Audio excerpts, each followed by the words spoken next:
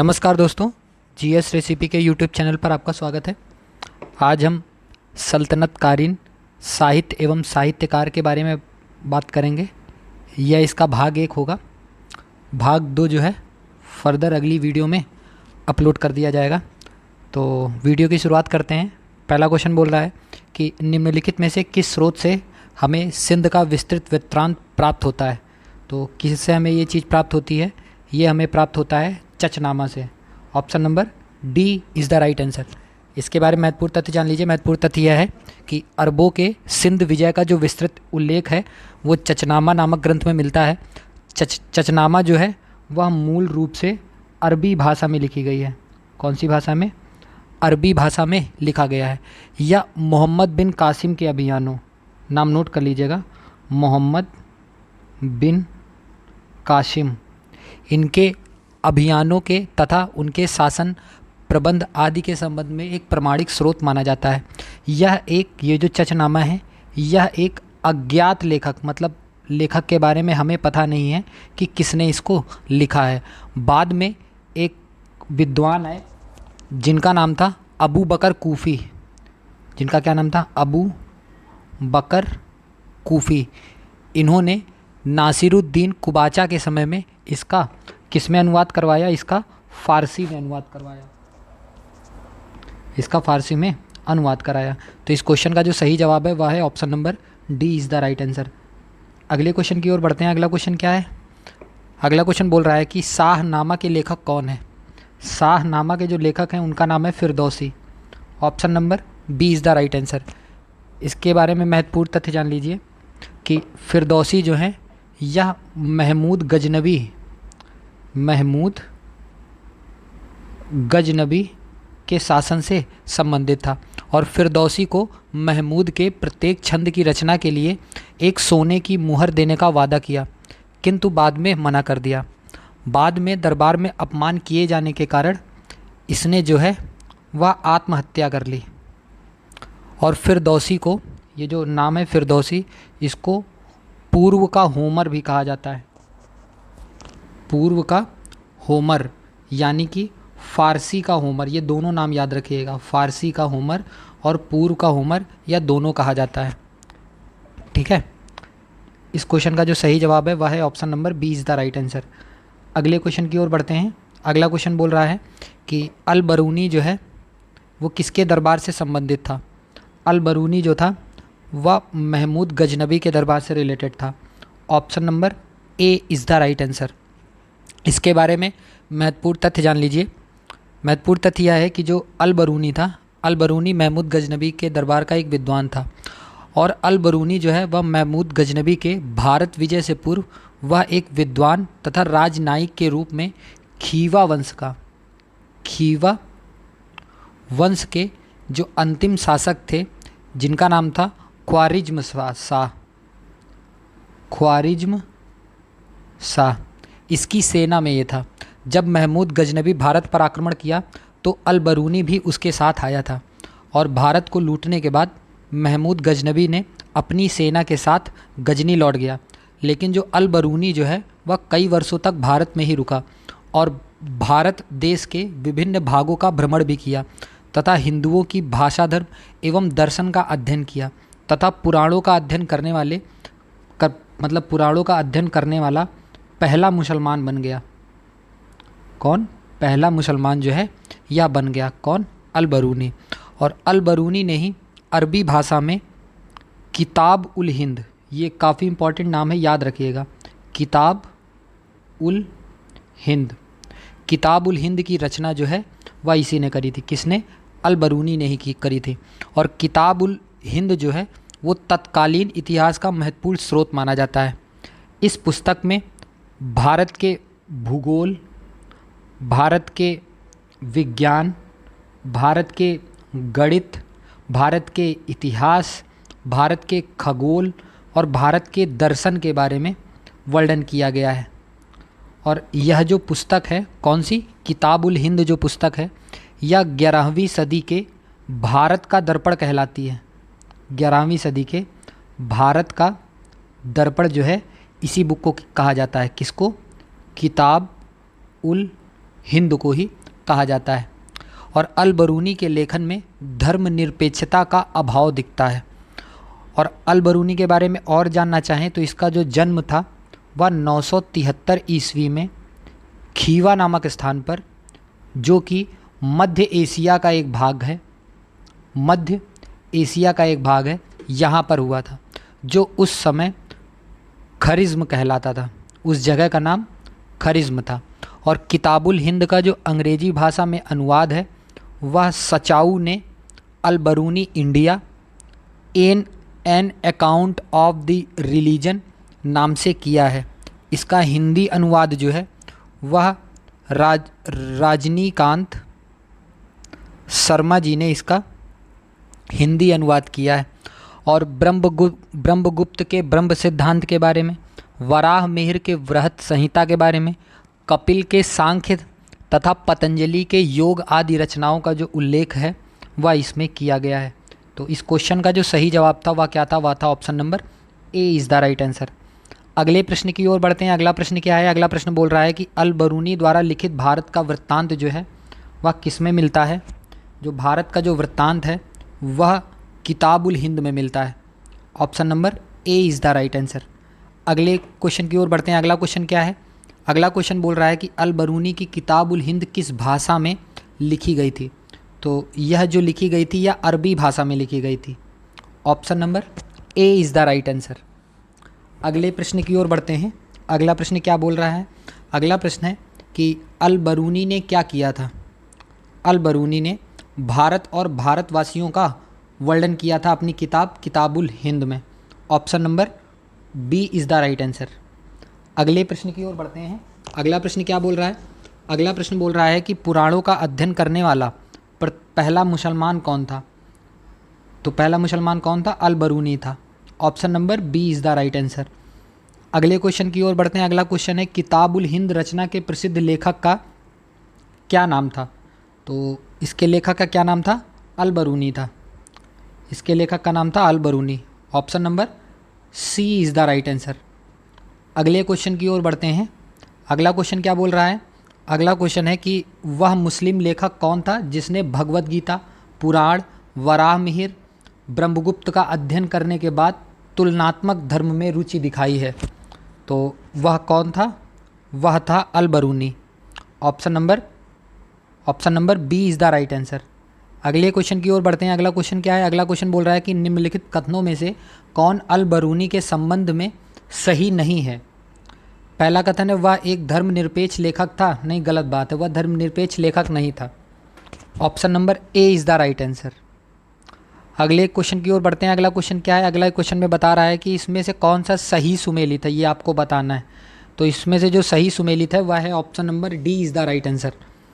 अमीर खुसरो ने कौन सी बुक लिखी थी? अमीर खुसरो ने ही तुगलकनामा बुक लिखी थी। ये इंपॉर्टेंट बुक है, आप इसको नोट करके रखिएगा। और अल बरूनी जो है, अल बरूनी ने ताजुल मासिर नहीं लिखी थी। तो अल बरूनी ने लिखा क्या था? अल बरूनी ने लिखा था तारीख़ हिंद। नाम नोट कर लीजिएगा। अल बरूनी ने बुक लिखी थी तारीख़ हिंद नाम से। फिर तारीख़ हिंद ये बी दे रखा है ना, ये अल बरूनी ने तारीख़ हिंद लिखी थी। फिर जो हसन निजामी है इसने जो बुक लिखी थी उसका नाम था ताजुल मासिर। और जो बर्नी जो है, बर्नी ने एक बुक लिखा था जिसका नाम है तारीख़ फ़िरोज़ शाही। नाम नोट कर लीजिएगा आप। नाम क्या था इसका? तारीख़ फ़िरोज़ शाही। फ़िरोज़ शाही यह किसके द्वारा लिखी गई थी? बर्नी के द्वारा लिखी गई थी। और जो अमीर खुसरो के द्वारा लिखी गई थी वो तुगलकनामा ही है। और अगर ये पूछ लिया जाए कि ये जो तीसरा दे रखा है तबकात-ए-नासिरी, ये किसके द्वारा लिखा गया था? तो यह जो है यह लिखा गया था मिनहाजुद्दीन सिराज के द्वारा। मिनहाजुद्दीन सिराज के द्वारा यह बुक जो है वह लिखी गई थी। तो इस क्वेश्चन का जो सही जवाब था वह क्या था? वह था option number D is the right answer. अगले प्रश्न की ओर बढ़ते हैं। अगला प्रश्न क्या है? अगला प्रश्न बोल रहा है कि मोहम्मद गोरी की भारत विजय तथा नव स्थापित तुर्की सल्तनत के इतिहास का प्रत्यक्ष विवरण जो है वह किस ग्रंथ में मिलता है? इसका जो प्रत्यक्ष विवरण है वह मिलता है तबकात-ए-नासिरी में। Option number C is the right answer.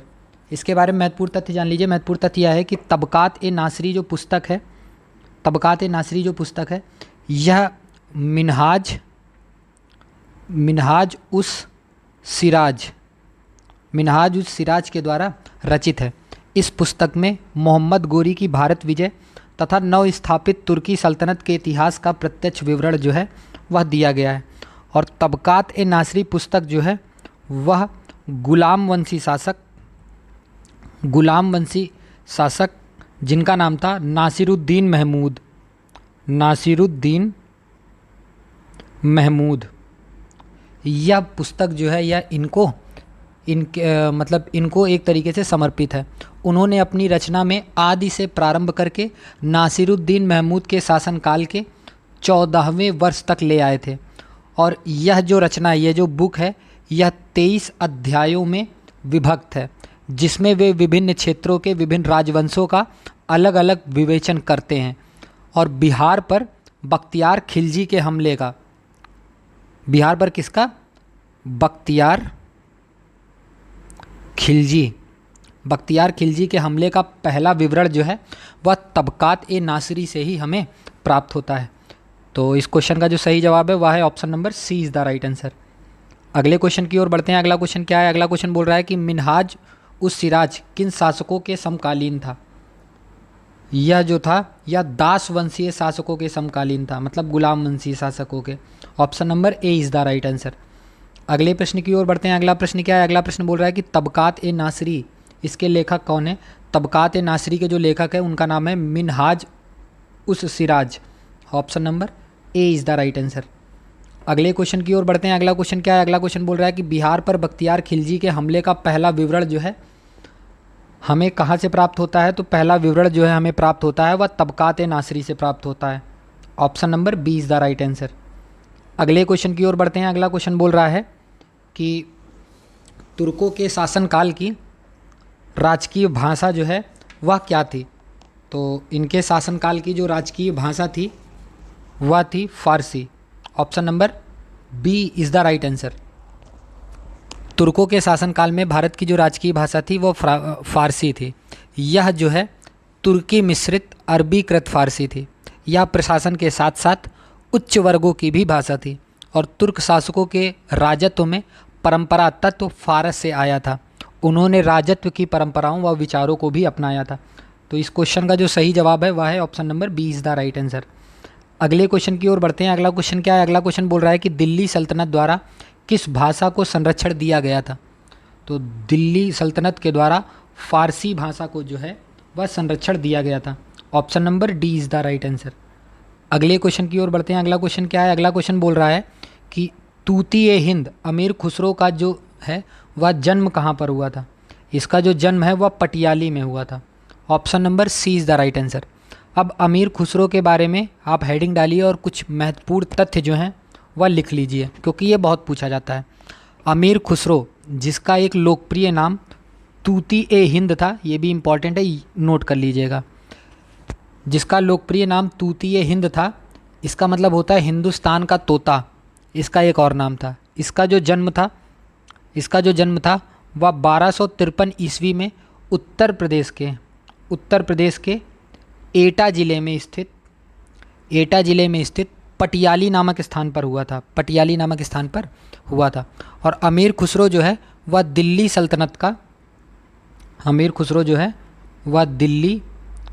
सल्तनत का पहला प्रमुख इतिहासकार था, जिसका जन्म जो है वह कहाँ पर? भारत में ही हुआ था, वो भी उत्तर प्रदेश में। अमीर खुसरो जो है वह प्रसिद्ध सूफी संत निजामुद्दीन औलिया का प्रिय शिष्य था। किनका? निजामुद्दीन औलिया का एक तरीके से प्रिय शिष्य था। और अमीर खुसरो प्रारंभ में बलबन के सबसे बड़े पुत्र मोहम्मद की सेना में रहा था। जब मंगोलों के साथ एक युद्ध में मोहम्मद मारा गया तो मंगोलों ने अमीर खुसरो को बंदी बना लिया, किंतु किसी तरह भागकर वह बलबन के दरबार में आ गया। इसके पश्चात वह कैकुबाद, क्यूमिस, जलालुद्दीन खिलजी, अलाउद्दीन खिलजी, मुबारक खिलजी, खुसरो शाह तथा गयासुद्दीन तुगलक के काल को अपने आँखों से इसने देखा था और इनकी सेवा में वह रहा था। जो अमीर खुसरो जो है वह दिल्ली के 8 सुल्तानों का शासनकाल इसने देखा था और अमीर खुसरो जो है वह अलाउद्दीन खिलजी के दरबारी कवि के रूप में काम किया तथा इसके दक्षिण अभियानों में इसके साथ भी रहा था। ठीक है, इसके साथ भी रहा था। तो इस क्वेश्चन का जो सही जवाब है वह है option number C is the right answer. अगले क्वेश्चन की ओर बढ़ते हैं। अगला क्वेश्चन क्या है? अगला क्वेश्चन बोल रहा है कि निम्नलिखित में से किसने दिल्ली के 8 सुल्तानों का शासनकाल देखा था? तो वह कौन था? वह था Amir Khusrau. Option number D is the right answer. चाहो तो आप सबके नाम नोट कर सकते हो। पहला था कैकुबाद के समय में भी वो था, दूसरा था क्यूमर्स के समय में भी वो था, तीसरा जलालुद्दीन खिलजी के समय में भी वो था, चौथा अलाउद्दीन खिलजी के समय में भी था, पांचवा मुबारक खिलजी के समय भी था, छठवां खुसरो शाह के समय में भी था और फिर गयासुद्दीन तुगलक के भी समय में था और जो सबसे पहले जब भाग के आया था तो वह बलबन के शासनकाल में भी था। ठीक है, तो इस क्वेश्चन का जो सही जवाब है वह है option number D is the right answer. अगले प्रश्न की ओर बढ़ते हैं। अगला प्रश्न क्या है? अगला प्रश्न बोल रहा है कि इनमें से किसे स्वयं को हिंदुस्तान का तोता कहा था? किसको कहा था? अमीर खुसरो को कहा जाता है। Option number C is the right answer. अगले प्रश्न की ओर बढ़ते हैं। अगला प्रश्न क्या है? अगला प्रश्न बोल रहा है कि निम्नलिखित में से कौन सा इतिहासकार मंगोलों द्वारा बंदी बनाया गया था? वह कौन था? वह अमीर खुसरो था। Option number C is the right answer. अगले प्रश्न की ओर बढ़ते हैं। अगला प्रश्न क्या है? अगला प्रश्न बोल रहा है कि प्रसिद्ध कवि अमीर खुसरो निम्नांकित में से किस बादशाह के दरबार से संबंधित था? तो वह गयासुद्दीन बलबन के समय में ही पकड़ा गया था और भाग के वापस आ गया था। Option number B is the right answer. अगले प्रश्न की ओर बढ़ते हैं। अगला प्रश्न क्या है? अगला प्रश्न बोल रहा है कि अमीर खुसरो किसका दरबारी कवि था?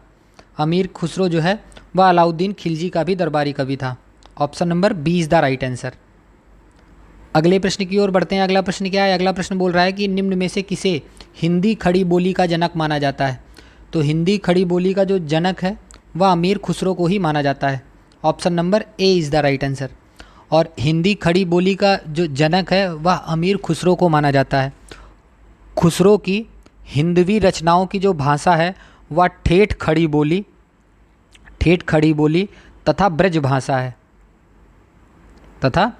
भाषा है।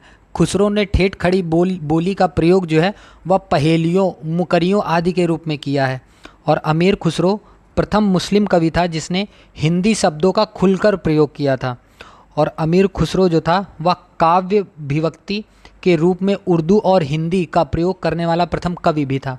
उसने भारत और ईरानी रागों का सुंदर मिश्रण भी किया और एक नवीन राग शैली ईमान, जिल्फ, उसके बाद साजगरी आदि को जन्म दिया था तथा फारसी की एक नई शैली सृष्टि की जो सबक ए हिंद, कौन सी? सबक ए हिंद अर्थात हिंदुस्तानी की शैली के नाम से प्रसिद्ध हुई थी। तो इस क्वेश्चन का जो सही जवाब है वह क्या है? वह है option number A is the right answer. अगले प्रश्न की ओर बढ़ते हैं। अगला प्रश्न क्या है? अगला प्रश्न बोल रहा है कि अमीर खुसरो ने किसके विकास में अग्रगामी भूमिका निभाई थी? तो किसके विकास में? खड़ी बोली के विकास में इसने बहुत महत्वपूर्ण भूमिका निभाई थी। Option number C is the right answer. अगले प्रश्न की ओर बढ़ते हैं। अगला प्रश्न क्या है? अगला प्रश्न बोल रहा है कि काव्य विभक्ति के रूप में उर्दू का प्रयोग करने वाला पहला लेखक कौन था? तो उर्दू का प्रयोग करने वाला सबसे पहला लेखक कौन था? वह था Amir Khusrau. Option number A is the right answer. अगले प्रश्न की ओर बढ़ते हैं। अगला प्रश्न क्या है?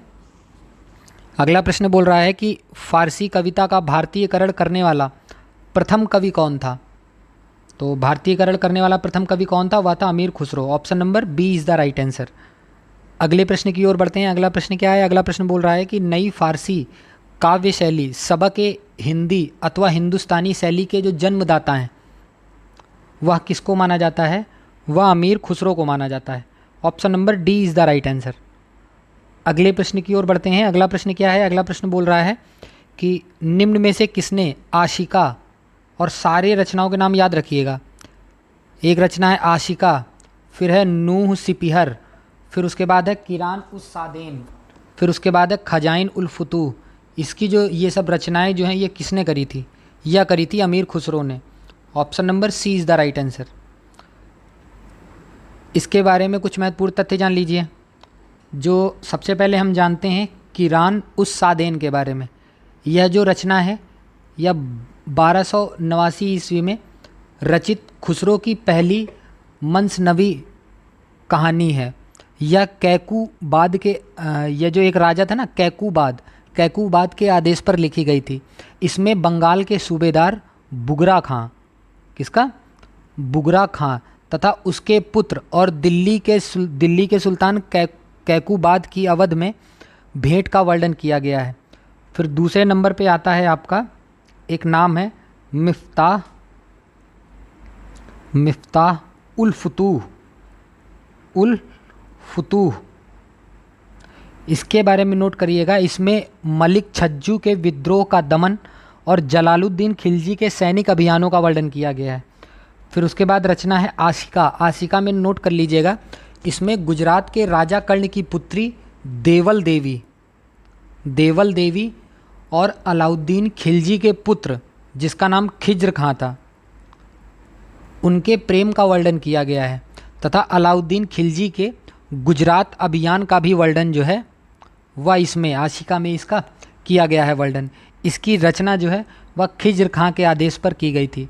इसे अलाउद्दीन खिलजी के काल में ही लिखा गया था। फिर उसके बाद ये जो आता है आपका नू सिपिहर, इसमें नोट कर लीजिएगा यह 9 भागों में विभाजित है। इस रचना में अमीर खुसरो ने मुबारक शाह खिलजी के सैनिक अभियानों, किसके?